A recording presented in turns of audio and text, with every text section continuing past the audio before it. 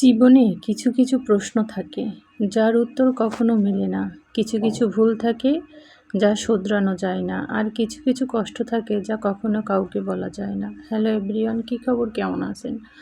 আশা করি ভালোই আছেন।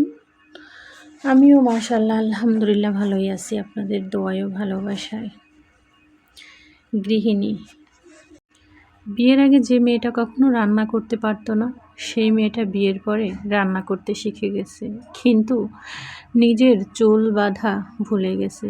বিয়ের আগে যে মেয়েটা কারোর সঙ্গে কিভাবে কথা বলতে হয়, কাকে কি বলে ডাকতে হয়, কাকে কতটুকু সম্মান করতে হয়, সেই মেয়েটা সেটা জানতো না, কিন্তু বিয়ের পরে সেটাও সে শিখে গেছে।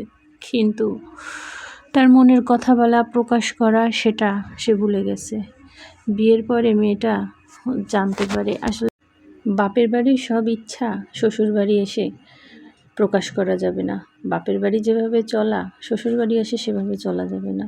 বিয়ের পরে মেয়েটা সবাইকে খাওয়াতে গিয়ে নিজের যে খাবারটা পছন্দের সেই খাবারটাই ভুলে গেছে।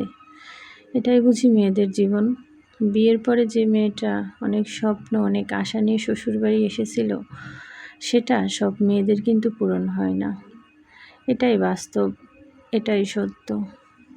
বিয়ের পরে সবাইকে সুন্দরভাবে আপ্যায়ন, যত্ন, সবাইকে হাসি খুশি রাখতে গিয়ে নিজের হাসিটা কখন যে মুখ থেকে মুছে গেছে সেদিকে তার লক্ষ্য নাই।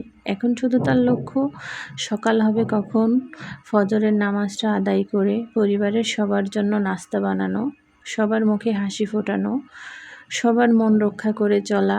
এটাই হচ্ছে তার জীবনের মূল লক্ষ্য। কখন যে তার চুল আঁচড়াতে হবে, কখন যে তার মুখে একটু স্নো দিতে হবে, কখন যে তার একটু সুন্দর পরিপাটিভাবে থাকতে হবে, সে ভুলে গেছে। আসলে বিয়ের আগের জীবন আর বিয়ের পরের জীবনের ভিতরে অনেক পার্থক্য থাকে। সেই পার্থক্য বোঝা যায় বিয়ের পরে, বিয়ের আগে কখনো বোঝা যায় না। বাবার বাড়ি যেমনই হোক না কেন, বাবার বাড়ি বাবার বাড়ি, বাবার বাড়ির সঙ্গে তো শ্বশুর বাড়ির তুলনা হয় না। বিয়ে মানে তো অনেক দায়িত্ব, অনেক কর্তব্য, অনেক অনেক অনেক কিছু ওঠানামা হয়। তারপরেও সবার মনের মতো হয়ে ওঠা সম্ভব হয় না। চেষ্টা করে, অনেক চেষ্টা করে, অনেকেই সম্ভব হয়, আবার অনেকেই হয় না। তারপরেও আমি মনে করি কোনো একটা মেয়ে বিয়ের পরে শ্বশুরবাড়ি পরিপূর্ণভাবে হয়তোবা সব কিছু সম্ভব করতে পারে না। তো এই যে আমি অনেক কিছু দেখাইলাম, অনেক ভিডিওই তো করলাম রান্না বাড়ার শেষে।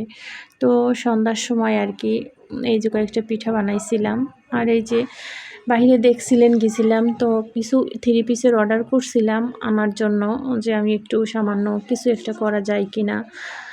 তো অনলাইনে বিজনেস বলেন, অফলাইনে বলেন, সামান্য পরিমাণের কিছু তো কয়েকটা 3 পিস আনছি। এই কয়েকটা 3 পিস এইখানে দেখাইতেছি। বেশি আনছি অনেকগুলা বলতে না হলেও 25-30টার মতো আনছি। তো 3 পিসগুলো কেমন হলো অবশ্যই বলবেন। এই পর্যন্ত